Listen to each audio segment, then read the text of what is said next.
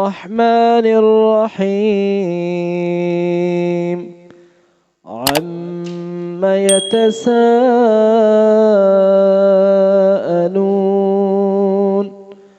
عن النبأ العظيم الذي هم فيه مختلفون كلا سيعلمون ثم كلا سيعلمون ألم نجعل الأرض مهادا والجبال أوتادا وخلقناكم أزواجا وجعلنا نومكم سباتا وجعلنا الليل لباسا وجعلنا النهار معاشا.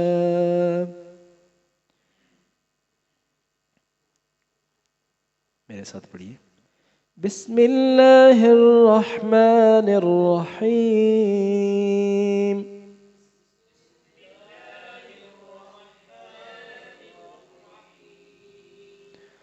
عَمَّ يَتَسَاءَلُونَ.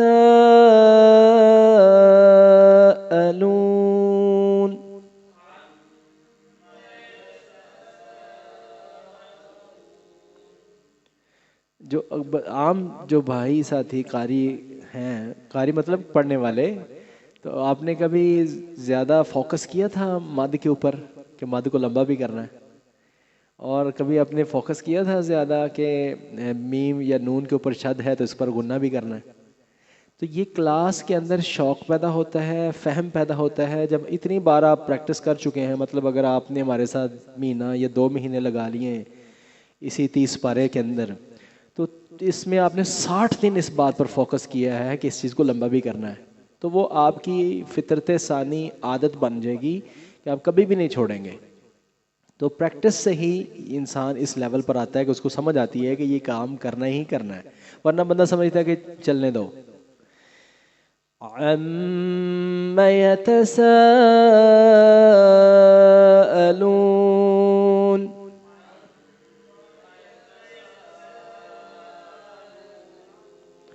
اور اگلی آیت میں عین کا خیال رکھنا ہے اور نون کے اوپر شد ہے. نون اور میم پر شد ہو تو غنہ ہوتا ہے، یعنی ناک میں آواز جاتی ہے.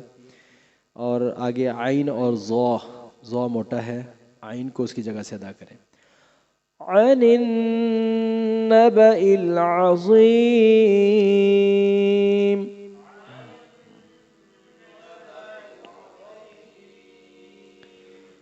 الذي هم فيه مختلفون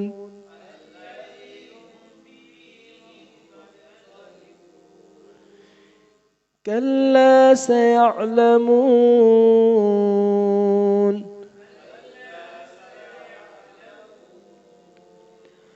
ثم كلا سيعلمون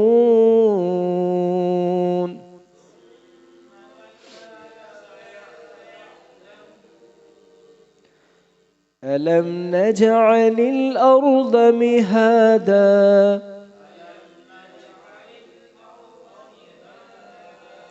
أرض ألم نجعل الأرض مهادا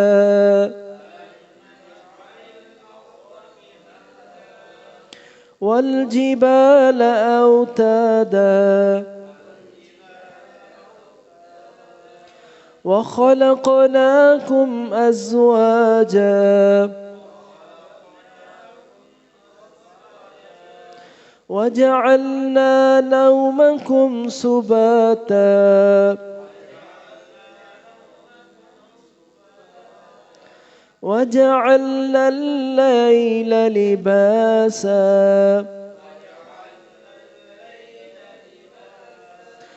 وجعلنا النهار معاشا.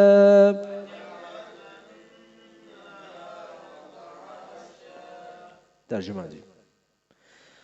عما، عن کا معنی ہوتا ہے بارے میں، ما جو. تو اللہ سبحانہ و تعالی بہت اختصار فرماتے ہیں قرآن پاک کو، جو ہے اس میں کئی جگہ پر الف یا کسی جگہ پر کوئی نہ کوئی حرف محذوف ہوتا ہے، اس کو مزید جو ہے نا چھوٹا کرنے کے لیے، یعنی کہ زیادہ اختصار پیش کرنے کے لیے اللہ سبحانہ وتعالیٰ ایسا اسلوب اپناتے ہیں۔ اما اس چیز کے بارے میں کہ جس کے بارے میں یتساءلون وہ سب سوال کر رہے ہیں، عن النبأ العظیم اس عظیم خبر، اور نبا کہتے ہیں خبر کو، واقعہ عن کا معنی ہو گیا کے بارے میں، نبا خبر یا واقعہ، العظیم جو بہت بڑے واقعے کے بارے میں، یعنی قیامت کی بات ہو رہی ہے، یعنی وہ سوال کر رہے ہیں اور بہت بڑے واقعے اور بہت بڑی خبر کے بارے میں وہ سوال کر رہے ہیں۔ الذی وہ جو کہ ہم فیہ کہ جس میں وہ مختلفون مختلف فی ہیں، سب مختلف ہیں، کوئی کیا کہہ رہا ہے کوئی کیا کہہ رہا ہے قیامت کے بارے میں، ان کے مختلف اعتراضات ہیں نا، وہ کہتے ہیں کہ جب ہم ہڈیاں ہو جائیں گے تو ان کو دوبارہ کون زندہ کر لے گا، کوئی کہہ رہا ہے کہ وما یہلکنا الا الدہر وما لہم بذالک من علم انہم الا یخرصون، کہ یہ جو دہر جو ہے زمانہ ہی ہمیں مار دیتا ہے، بس ہم مرتے ہیں اور پیدا ہوتے ہیں تو مر جاتے ہیں، بس اتنا ہی ہے اور آگے کچھ نہیں ہے۔ کوئی کس طرح سے کی باتیں کرتا ہے، کوئی کس طرح سے باتیں کرتا ہے۔ تو الذی کہ جس کے بارے میں ہم وہ فیہ اس میں مختلفون اختلاف کرنے والے ہیں، مختلف ہیں۔ کلا ہرگز نہیں، یعنی یہ جو وہ اعتراض کرتے ہیں اور وہ اختلاف کرتے ہیں یہ ہرگز ایسا نہ کرتے۔ سیعلمون ان قریب وہ جان لیں گے، سین کا معنی کیا ہوتا ہے؟ ان قریب، سیعلمون ان قریب وہ جان لیں گے، ثم پھر کلا ہرگز نہیں ان کو ایسا کرنا چاہیے، سیعلمون ان قریب وہ جان لیں گے۔ الم نجعل الارض مہادا کیا ہم نے نہیں بنایا زمین کو بچھونا، کیا ہم نے زمین کو بچھونا نہیں بنایا، یعنی یہ دلائل دے رہے ہیں۔ اب اللہ سبحانہ وتعالیٰ بہت سے دلائل دیں گے قیامت کے بارے میں، قیامت برپا کرنے کے بارے میں۔ تو اللہ تعالیٰ یہ بتا رہے ہیں کہ جس اللہ سبحانہ وتعالیٰ نے یہ کام کیے ہیں، کیا اس کے لیے مشکل ہے کہ ایک انسان کو دوبارہ زندہ کرنا؟ الم نجعل الارض کیا ہم نے نہیں بنایا زمین کو مہادا بچھونا؟ تو اس ساری زمین کو اللہ سبحانہ وتعالیٰ نے ایک فرش بنا دیا ہے، تو اس زمین کو جو بچھانے والا ہے، جو انسان سے بہت زیادہ بڑی اللہ کی مخلوق ہے، تو جس نے وہ زمین بنائی ہے کہ وہ انسان کو دوبارہ ہی پیدا نہیں کر سکتا بلا۔ والجبال اوتادا اور ہم نے پہاڑوں کو بنایا، اوتادا میخیں، پہاڑوں کو اللہ نے فرمایا کہ ہم نے زمین کے اوپر میخ بنایا۔ میخ کیا ہوتا ہے؟ کیل ٹھونکنا، میخ لگانا، کوئی چیز آپ جب لکڑی ٹھونکتے ہیں تو اس کے اوپر آپ کوئی کیل ٹھونکتے ہیں، کوئی میخ لگاتے ہیں۔ تو پہاڑوں کو اللہ سبحانہ وتعالیٰ نے بطور میخ گاڑا ہے، یعنی جس سے یہ بات یہ سمجھ آ رہی ہے کہ زمین جو ہے اگر اس کے اوپر اللہ سبحانہ وتعالیٰ پہاڑ کھڑے نہ کرتے تو یہ زمین ہلتی ہی رہتی۔ تو اللہ نے اس کو ٹھہرانے کے لیے اور ہمارے کارآمد بنانے کے لیے، ہمارے لیے مفید بنانے کے لیے کہ ہم اس پر رہ سکیں، تو اللہ پاک نے پہاڑوں کو بطور میخ گاڑا۔ وَخَلَقْنَاكُمْ اور ہم نے پیدا کیا تمہیں، وَخَلَقْنَا اور ہم نے پیدا کیا کم تمہیں، أَزْوَاجًا جوڑے جوڑے، وَجَعَلْنَا یہ بھی اللہ سبحانہ وتعالیٰ کی ایک بہت بڑی اس کا کارنامہ ہے کہ اللہ پاک نے ایک ہی جان سے، پہلے ایک جان کو اپنے ہاتھ سے پیدا کیا اور اس سے ہی اس کا جوڑا بنایا، اما حوا علیہ السلام، اور اس سے بہت سے انسانوں کو پھلایا، اور پھر اللہ نے جوڑے جوڑے بنایا، اور پھر یہ میاں بیوی کا جو جوڑا ہے اللہ سبحانہ وتعالیٰ نے اس کے اندر کیسے مودت اور رحمت رکھی ہے، کیسا ایک تعلق بنایا اللہ سبحانہ وتعالیٰ نے، جس میں بہت سے انسانی فوائد کے ساتھ ساتھ ایک یہ ہے کہ آپس میں ایک رحمت کا رشتہ ہے، ایک بڑا وفا کا رشتہ ہے، بڑا محبت کا رشتہ ہے، اور اللہ سبحانہ وتعالیٰ نے زندگی کا ایک رنگ بھر دیا ہے اسی ایک تعلق میں۔ یعنی یہی ایک انسان کا تعلق نہ ہو تو انسان کی زندگی میں اور پھر کیا ہے، یعنی اس کا زندگی کو انجوائے کرنے کے لیے اور پھر کیا ہے۔ تو اللہ سبحانہ وتعالیٰ نے یہ بھی انسان کے اوپر بہت بڑا انعام فرمایا ہے کہ جس سے انسان کی نسل انسانی بھی بڑھتی ہے، وَجَعَلْنَا نَوْمَكُمْ سُبَاتًا، اور ہم نے بنایا تمہاری نیند کو تھکن دور کرنے کی ایک چیز. وَجَعَلْنَا، اور ہم نے بنایا نَوْمَكُمْ تمہاری نیند کو سُبَاتًا، تھکن دور کرنے والی ایک چیز. اللہ اکبر. جن لوگوں کو بعض اوقات اللہ پاک یہ دکھاتے ہیں نا کہ نیند نہیں آ رہی ہوتی ان کو، ان سے جا کے پوچھیں جن کو 2-3 دن نیند اگر نہ آئے کسی بیماری کی وجہ سے تو پھر بنتا کیا ہے، دماغ کس طرح پھٹتا ہے، اور پھر انسان کتنا تھک جاتا ہے، چور ہو جاتا ہے سارا دن تھک کے، پھر جب وہ سو کے اٹھتا ہے دوبارہ پھر فریش ہو جاتا ہے اور اگلے دن پھر وہ کام کرتا ہے. تو یہ اللہ کا کتنا بڑا انعام ہے. وَجَعَلْنَا نَوْمَكُمْ سُبَاتًا، اور ہم نے بنایا تمہاری نیند کو تھکن دور کرنے کی ایک چیز. سبحان اللہ. وَجَعَلْنَا اللَّيْلَ لِبَاسًا، اور ہم نے بنایا رات کو لباس. لباس، لباس کیا ہوتا ہے؟ لباس چھپا لیتا ہے نا انسان، یعنی چھپا لیتے، ایک پردہ. ہم نے رات کو ایک پردہ بنایا. تو اللہ سبحانہ و تعالیٰ اگر یہ رات کے پردے نہ بنائے تو انسان صحیح طرح سے سو بھی نہیں سکتا. دن کے اندر آپ جتنے مرضی آپ دروازے بند کر لیں، کھڑکیاں بند کر لیں، پردے آگے لٹکا لیں، پھر بھی کسی نہ کسی جگہ سے ایسی کرن داخل ہوتی ہے کہ وہ آپ کو ڈسٹرب رکھتی ہے. جو ہے نا، وہ آپ کی جو نیند ہے وہ اس کے اندر مخل ہوتی ہے، تو ڈسٹارشن پیدا ہوتی ہے اس کے اندر، تو صحیح مزے سے نیند نہیں آ سکتی. ٹھیک ہے. تو وہ یہ اللہ پاک نے رات کا ایسا ایک پردہ بنایا ہے کہ ایسے اندھیرا چھا جاتا ہے اور انسان کے لیے سکون کی نیند ہے، کوئی چیز مخل نہیں ہے. لو جی، یہ آپ، میرا تو روزانہ ہی تجربہ یہ ہوتا ہے، میری تو لائف کا حصہ ہے، اب میرا تو کام ہی اس طرح کا ہے، تو میں تو روزانہ ہی فیل کرتا ہوں، رات کو بھی سوتا ہوں، دن کو بھی ایک حصہ سوتا ہوں. تو جو نیند اللہ پاک نے رات کی بنائی ہے دن کی ہو ہی نہیں سکتی. تو میرے ساتھ تو بڑا ایکسپیرینس، آپ بھی کر کے دیکھیں ہیں جی. تو رات اللہ نے سونے کے لیے بنائی ہے. وَجَعَلْنَا النَّهَارَ مَعَاشًا، اور ہم نے بنایا ہے دن کو معاشا، معاش کمانے کا ایک ذریعہ، روزی کمانے کا ذریعہ. تو دیکھیں، یہ ہے اصل انسان کی فطرت، جو انسان کے لیے اصل اللہ سبحانہ وتعالیٰ نے ایک کہہ لیں کہ لاگ بک دی ہے، بک جو دی ہے جس کے مطابق، جیسے ہر مشینری کی ایک بک ہوتی ہے نا، اس کے مطابق وہ مشینری چلانی ہوتی ہے. تو یہ بک انسان کو چلانے کے لیے، ایک انسان کی مشینری کو چلانے کے لیے بک ہے. اس کے مطابق اگر ہم اپنی مشینری کو چلائیں گے نا تو ٹھیک رہیں گے، اس سے ذرا بھی تھوڑا سا ہٹیں گے نا تو اس طرح ہی نقصان ہوگا کہ جس طرح ہم کسی بھی مشینری کو اس کے طریقے کے سے ہٹ کر جب چلاتے ہیں تو اس کا جو نقصان ہوتا ہے، تو اس طرح ہی اس کا بھی نقصان. وہ الگ بات ہے کہ اللہ سبحانہ وتعالیٰ نے انسان کے جسم کے اندر تھوڑی سی فلیکسیبلٹی اتنی بنائی ہے کہ فوری خراب نہیں ہو جاتی یہ مشین، ہوتے ہوتی ہے.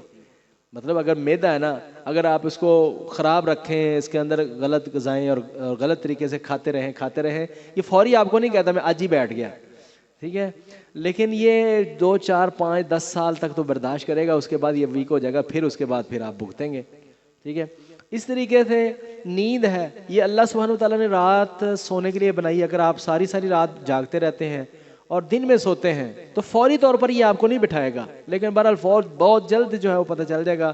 6 7 8 10 سال کے بعد آپ دیکھیں گے کہ وہ جلدی بندہ بوڑھا بھی ہو جائے گا، اس کا رنگ بھی جو ہے وہ فک ہوگا، اور رنگ بھی اس کا جو ہے وہ سیاہی مائل، سیاہیاں پھر جائیں گی، جھریاں آ جائیں گی، فریشنس نہیں رہے گی، بال بھی اتر جائیں گے. ٹھیک ہے. یہ ایکسپیرینسڈ بات ہے.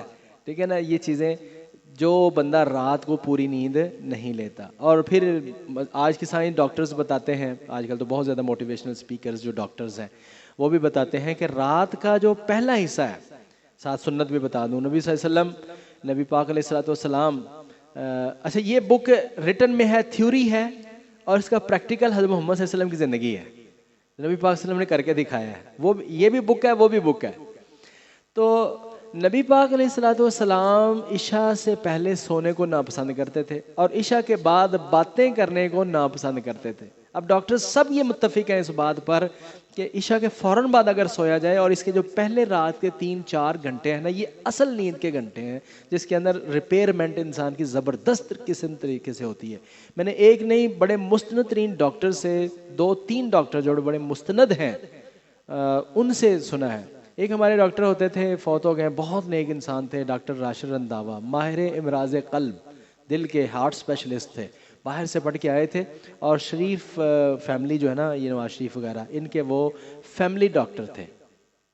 کئی بار نواز شریف اور یہ جو دوسرے ان کے بھائی ہیں نا، ان کو مسئلہ ہوتا تھا تو ان کے گاڑیاں گھومتے ہیں، وہ سائرن لگاتے ہیں تو ان کے کلینک پر پہنچ جاتی تھی. سارا بندہ چھوڑ کے ان کے کلینک پر پہنچتے تھے یہ لوگ. تو بہرحال وہ بڑے کامیاب ڈاکٹر تھے.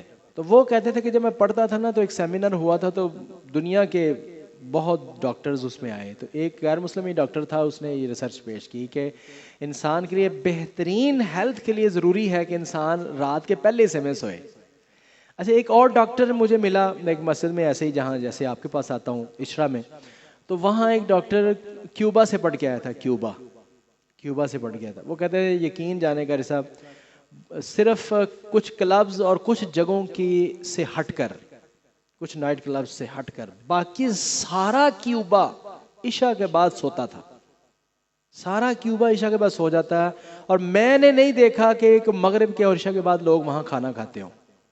یعنی وہ سمجھ گئے ہیں حالات کے تھپیڑے کھا کھو کے نا، غلط کر کے، اور وہ اپنی اصل نیچر پر آ گئے ہیں. انہوں نے سیکھ لیا ہے، اور یہ بھیڑ بکریاں جو ادھر کی ہیں یہ ان کو فالو کرتے کرتے یہ اس کو پکڑ لیتے. جب وہ چیز استعمال کر کے تھپڑ کھا کے وہ سیٹ ہو جاتے ہیں، ان کی چیز کو یہ پکڑ لیتے ہیں اور یہ سمجھتے ہیں یہ فیشن ہے. اب یہ سارا کام ہم نے شروع کر لیا ہوا ہے.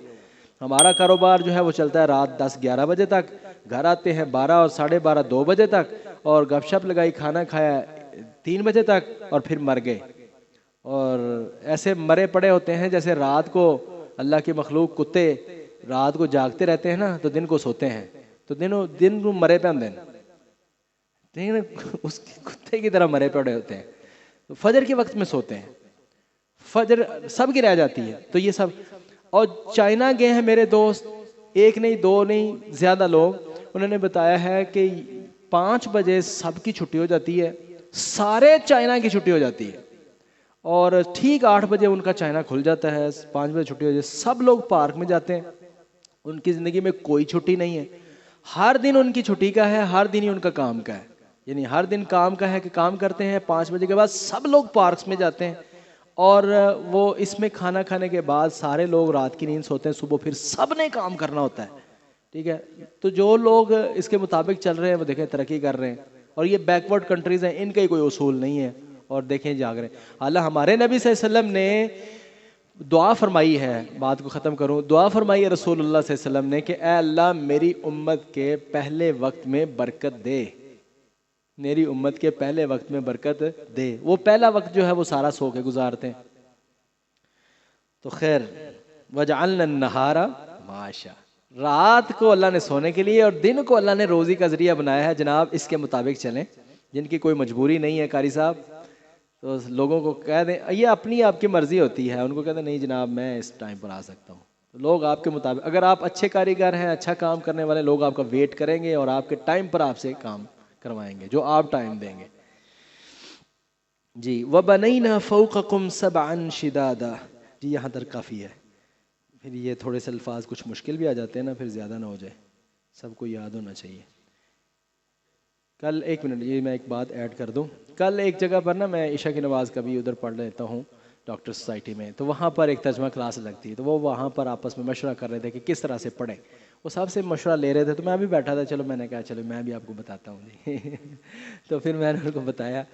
اچھا، اس میں میں یہ بتا رہا تھا کہ آپ کو پہلے بھی بات شیئر کی تھی، دوبارہ شیئر کر رہا ہوں کیونکہ بار بار رپیٹ سے انسان کو پھر سمجھ آتی ہے کہ ٹوٹل قرآن پاک کے جو الفاظ ہیں وہ تقریباً 78,000 یا 80,000 بنتے ہیں ایک رف آئیڈیا کے مطابق. ٹھیک ہے. اور اس میں سے 500 الفاظ ایسے ہیں اگر آپ ایک بار یاد کر لیں تو وہ 40,000 مرتبہ استعمال ہوئے ہیں. تو باقی کتنے رہ گئے؟ اگر ٹوٹل 80,000 ہیں تو 40,000 ہو گئے، تو باقی 40,000 رہ گئے نا. 40,000 میں بھی الفاظ کچھ ایسے ہیں کہ اگر ان کی علامات جان لی جائیں تو وہ بھی اردو میں ملتے جلتے ہوتے ہیں، اس کا ترجمہ اردو میں کرنا ممکن ہوتا ہے. تو صرف 15% الفاظ رہ جاتے ہیں جس کو آپ کو الگ سے یاد کرنا پڑتا ہے. تو کہنے کا مطلب یہ ہے کہ جو آپ 10 آیات پڑھتے ہیں، ان 10 آیات میں سے روزانہ آپ نئے الفاظ 10 کرتے ہیں نا اگر، تو ہو سکتا ہے ان 10 میں سے ایک لفظ ایسا ہو جو 1000 بار استعمال ہوا ہو، وہ 5000 بار استعمال ہوا ہو. وہی لفظ. اب لفظ جو انا ہے یہ لفظ جو ہے وہ ہزاروں بار استعمال ہوا ہوگا. اس جگہ سے بہت سی چیزیں. تو اس لیے آپ آگے آگے بڑھتے جائیں. آپ دیکھ لیں جنہوں نے شروع کیا ہے بھائیوں نے, عرفان صاحب سے پوچھ لیں, قاری صاحب سے بھی پوچھ لیں, سب سے پوچھ لیں کہ جو آپ نے جب شروع کیا تھا اس وقت آپ کو ہر لفظ مشکل لگتا تھا, لیکن اب پہلے سے کتنا آسان لگ رہا ہے, اور نہیں تو آدھا آدھا 50-50 ضرور آسان لگنا شروع ہو گیا ہوگا, کیونکہ وہ الفاظ پہلے بھی آگے ہیں, وہ انداز بھی سمجھ آ گیا. تو آگے چلتے رہیے اور آسان ہو جائے گا.